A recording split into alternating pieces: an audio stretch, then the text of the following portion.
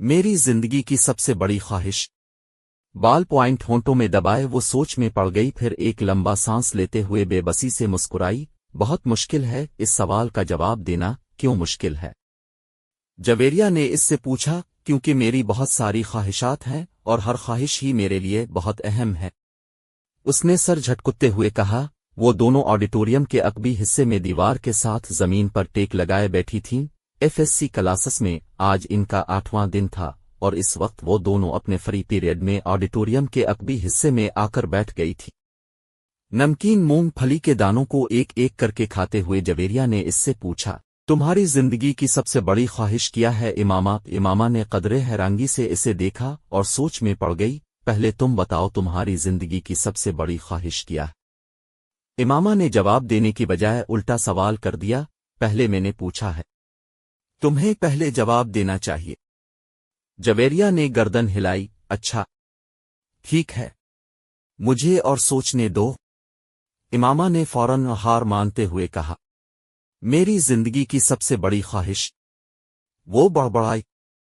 एक ख्वाहिश तो ये है कि मेरी जिंदगी बहुत लंबी हो। उसने कहा, क्यों?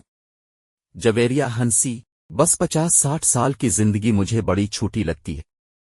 कम अज कम 100 साल तो मिलने चाहिए इंसान को दुनिया में। और फिर मैं इतना सब कुछ करना चाहती हूं। अगर जल्दी मर जाऊंगी तो फिर मेरी सारी ख्वाहिशात अधूरी रह जाएंगी। उसने मूंगफली का एक दाना मुंह में डालते हुए कहा, अच्छा और? जवेरिया ने कहा, और ये कि मैं मुल्क के सबसे बड़ी डॉक्टर बनना चाहती हूं। सबसे अच्छी आई स्पेशलिस्ट। मैं चाहती हूं जब पाकिस्तान में आई सर्जरी की तारीख लिखी जाए तो इसमें मेरा नाम टॉप ऑफ दी लिस्ट हो। उसने मुस्कुराते हुए आसमान की तरफ देखा। अच्छा, और अगर तुम डॉक्टर ना बन सकी तो?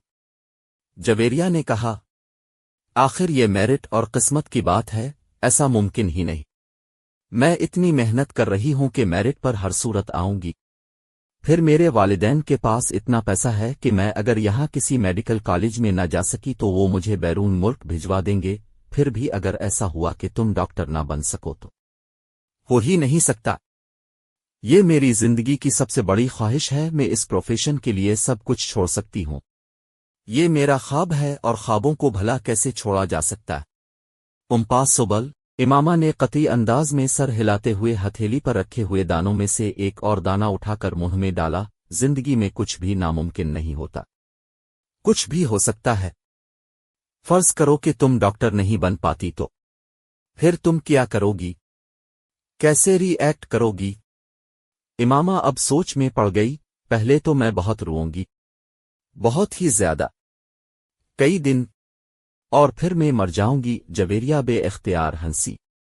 और अभी कुछ देर पहले तो तुम ये कह रही थीं कि तुम लंबी जिंदगी चाहती हो, और अभी तुम कह रही हो कि तुम मर जाओगी। हाँ, तो फिर जिंदा रहकर क्या करूंगी?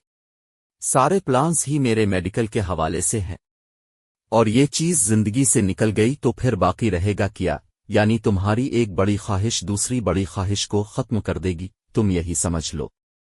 तो फिर इसका मतलब तो यही हुआ कि तुम्हारी सबसे बड़ी ख्वाहिश डॉक्टर बनना है, लंबी जिंदगी पाना नहीं। तुम कह सकती हो, अच्छा, अगर तुम डॉक्टर ना बन सकी तो फिर मरोगी कैसे? खुदकुशी करोगी या तबई मौत? जवेरिया ने बड़ी दिलचस्पी से पूछा। तबई मौत ही मरूंगी, खुदकुशी तो कर ही नहीं सकती। इमामा ने लापरवाही से कहा, और